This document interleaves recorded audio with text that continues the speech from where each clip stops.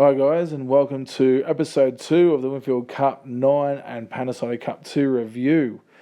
And we've got a bit to go through today. I'll go through some of your comments on our webpage, on our Facebook page that have been put up. Also, some feedback from last week's episode 1.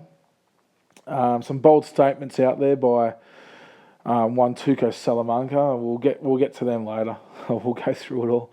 But first up, we'll go straight into the fantasy league and classic. I mean, just on both. Mate, concussion is the name of the game at the moment. It was taken off for some sort of test over the week, apart from Dukes. Apparently it was just a jaw, but hey, look, now where's the evidence? They reckon the TV was off or something. But yeah, it was a tough one. There was a lot of points that were left out in the field or left or put in the change sheds. It's a tough comp coming in with that considered, basically. It'd be a good stat to see how many people get concussion per round. Hey, look, it's a stat. You'd rather go someone a forward doesn't get concussed every round than someone that does. You lose a lot of time. But hey, look, just putting it out there. We'll get into the classic, and the league's going okay. It's in the top 1,000, 759. Well, the league average of 916, which from last round, geez, I mean, I think Blindside got the highest points in the 1,003. And as nearest to him was the Pelicans on 936. Everyone else was sort of in the 800s or 700s. That's tough. Real tough there. It's a very low scoring round, and dare say it was for the whole competition. But we'll go into it, and we'll go into next week's finally league fixtures for round 4.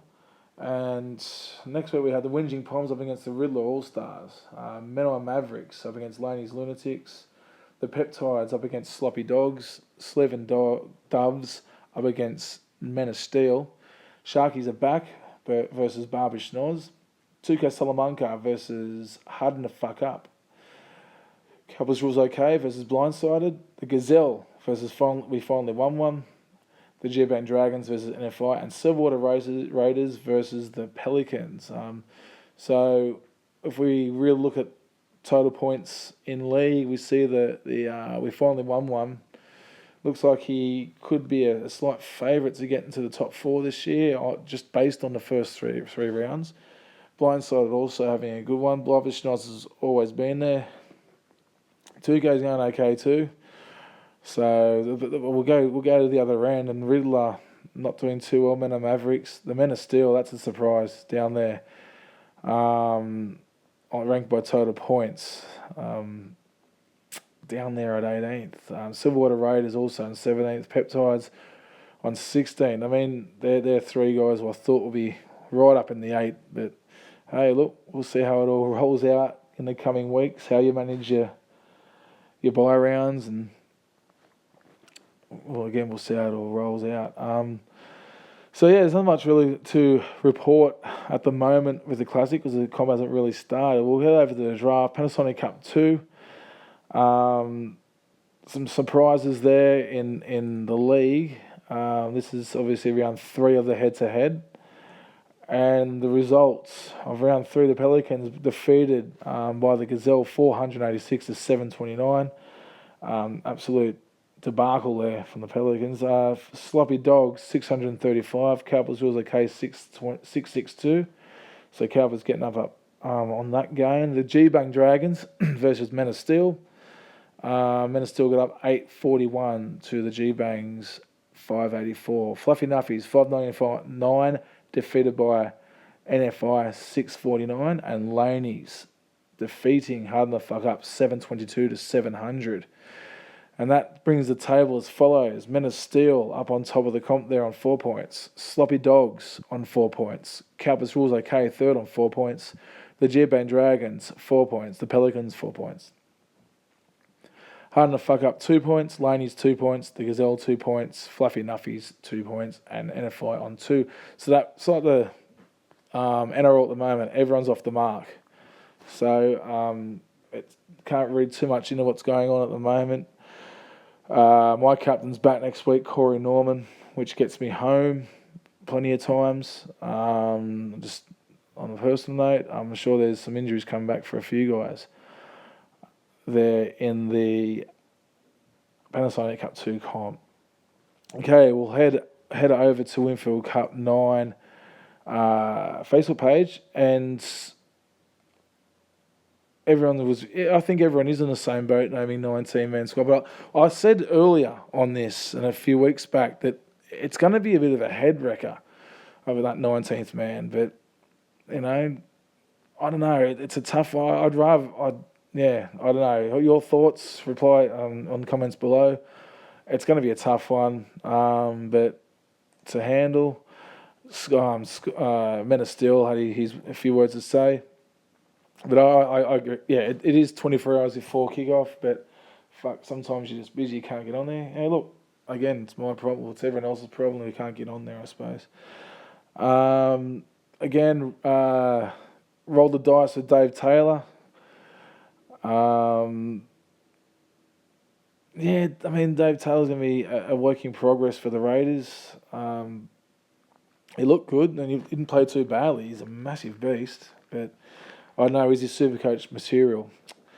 Michael McGovern, semi. Is he going to go large? I mean, how much did he get? We could have a little look at it with players. I remember seeing him get an assist. I think Gutherson did the most for Para. I was only 40 points for Radradra, so yeah. I've looked. Here's one for you, Leilua. Raiders score 40-odd points, and Leilua does nothing. Absolutely go. I had him as captain in my draft, and yeah. I don't know. I'll keep him in there. He's known to, when he has a good game, he has a good game. So did you, Captain Semi 2K? Replying below. Get on to that. I mean, it happens, I think, Thursday afternoon before the Thursday game. There's a pre-lockout show on Facebook. It's not too bad, actually. It has Sangster there and a couple others just talking a bit of dribble. But I think it's a good show. It's a good lead-up anyway. Okay, there's a bit of a debate on who is paying for the articles and who's paying for gold. Make yourselves known. Are you paying for it? I believe you should, there's a bit of a consensus that it could be cheating, inverted commas, but I mean, if it's there, it's there, but you shouldn't really need it. You should be okay with your own judgment. I think it really clouds you, really. It clouds your own judgment and your gut feeling, to be honest. But hey, look, Matt Ward, if you have gold, you consider yourself an assistant coach. That's a fair call. I'll take that. So I mean, any comments on here, I'll read through week by week. I'll get better at it, obviously. Bit of feedback from last week. Thanks, Piggy, for your Mark Page, for your nicely done comment there. Thanks, Scotty, Man of Steel, love your work. Thank you. Yes, John, it was very professional. Thanks for that, mate. I'm on your side, Rob. I've got some plans through the weeks to get on board a few interviews. It's hard now I'm down in Melbourne, but if I can sort out how to record my computer, I could probably get Skype on there, which would be pretty cool, I think. Have a bit of a chat on Skype with different guys in Supercoach week the week, but that's a work in progress. I'll get there. Mick, it's always a massive week in Supercoach. I think this week had more drama than other weeks. Jason Taylor also gone from the Tigers, so I don't know if anyone's got a Tigers back. I suppose you've got to have Teddy, but I mean, yeah, they scoring tries. It's tough. It's a tough week. A lot's happened. So I mean, if you want anything else said on here, don't hesitate to let me know. I will try and get other champions on here, but we'll see how it all pans out and how much time I had to get all that done, but there's a bit of work in progress. This takes me an hour to do this. I keep stuffing it up, but it takes me an hour to record. So, and then I'll go for a run. So yeah, it's a work in progress, and I hope we can get some more diversity on here. Again, keep the comments flowing on this page so I can at least have something to talk about. And yeah, thanks for listening this week. Comments below, and I'll talk to you again soon. Bye.